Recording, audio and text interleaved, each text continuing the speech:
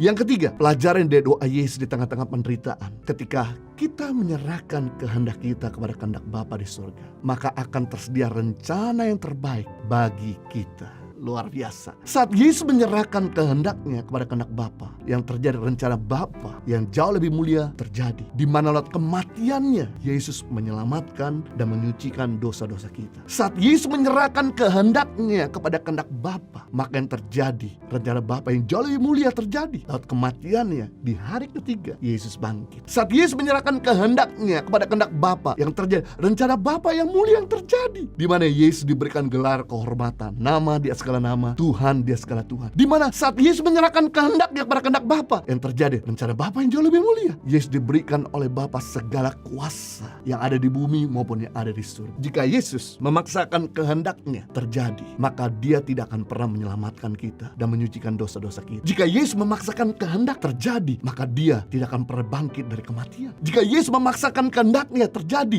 maka Dia tidak akan pernah diberikan nama segala nama, Tuhan segala Tuhan. Jika Yesus memaksakan kehendaknya terjadi, maka Bapa tidak pernah menyerahkan segala kuasa yang ada di bumi maupun di surga kepada Yesus. Di sini kita belajar jangan memaksakan kehendak kita. Mungkin kehendak kita baik, tapi kehendak Tuhanlah yang terbaik. Baru beberapa hari yang lalu, di mana ada 7 anak muda yang diterima pekerjaan di Kalimantan Barat, dan mereka semua tinggal di Makassar. Ketika mereka berangkat dengan menggunakan pesawat, harus transit di Jakarta dari Makassar, dan sampai di Jakarta, kemudian 5 anak muda ini berhasil masuk ke dalam pesawat Sriwijaya SC182. Sedangkan 2 anak muda yang lain dia harus ditinggal karena tes rapid dia tidak memenuhi syarat. Dia sempat kecewa, dia sempat coba paksa, dia sempat minta tolong, ngemis, tapi petugas tidak mengizinkan untuk kedua anak muda ini masuk dalam pesawat. Dia dianjurkan untuk swab test, tapi karena dia nggak punya uang untuk membayar, jadi dia nggak bisa lakukan itu. Dia telepon bosnya yang ada di Kalimantan, bagaimana bos, saya nggak bisa terbang. Dan kemudian bosnya berkata, sudah kamu lewat jalur laut karena nggak ada pilihan lagi. Dan temannya berangkat, walaupun nama 2 anak muda ini ada di manifest catatan dalam pesawat Sriwijaya 182. Dan ketika dalam perjalanan dari Cengkareng menuju Tanjung Priok, sampai di Tanjung Priok dia kaget sekali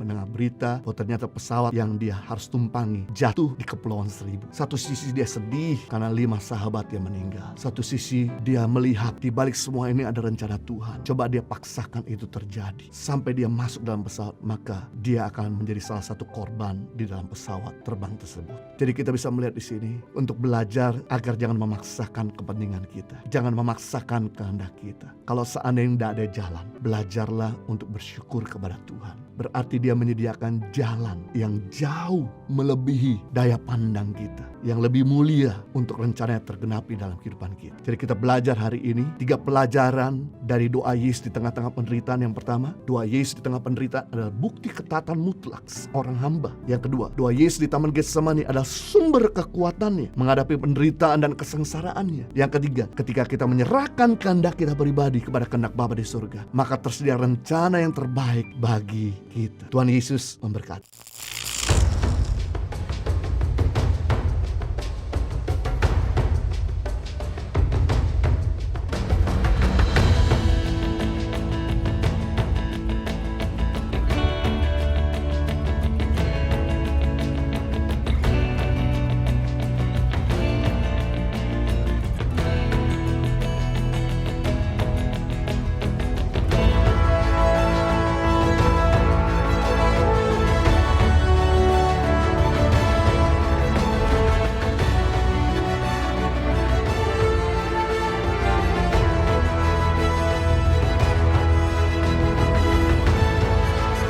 Cerita anak pedalaman dalam meraih mimpi dan mengejar cita-cita bersama Tangan Pengharapan.